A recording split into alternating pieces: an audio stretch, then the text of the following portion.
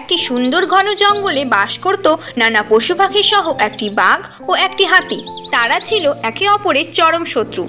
কেউ কাউকে পছন্দ করতো না। ভুল করে তারা দুজন একে অপরের সামনে আসলে এমন ভাবে তাকাতো যে অন্য পশু পাখিরা ভয় পেয়ে যেত। রীতিমতো তুলকালাম শুরু হয়ে যেত।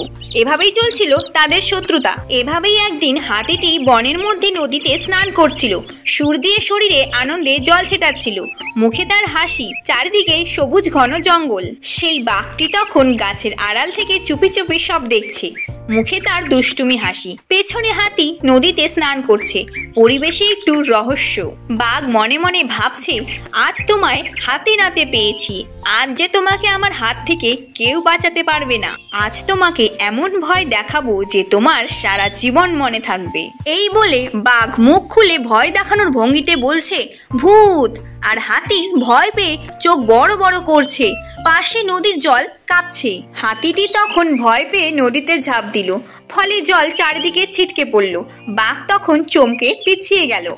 কিন্তু দুর্ভাগ্য, একটু পর বাঘ দেখে সে নিজেই কাদা জলে পুরো ভিজে গেছে। তখন তার মুখে রাগ আর লজ্জার মিশ্র ভাব। পরে হাতি সব বুঝতে পেরে বাঘের অবস্থা দেখে হাসছে। হাতি হাসছে আর বলছে, তাহলে বন্ধু, আমাকে জব্দ করতে গিয়ে নিজেই শেষে জব্দ হয়ে গেলে? তখন বাঘ বলছে, হ্যাঁ বন্ধু, আজকে আমি বুঝলাম অন্যের ক্ষতি চাইলে আগে নিজেরই ক্ষতি হয়। তাই আজ থেকে তুমি আর আমি বন্ধু হলাম। নমস্কার বন্ধুরা, তোমাদের এই ছোট্ট শিক্ষামূলক মজার কার্টুনটি কেমন লেগেছে অবশ্যই কমেন্টে জানিও।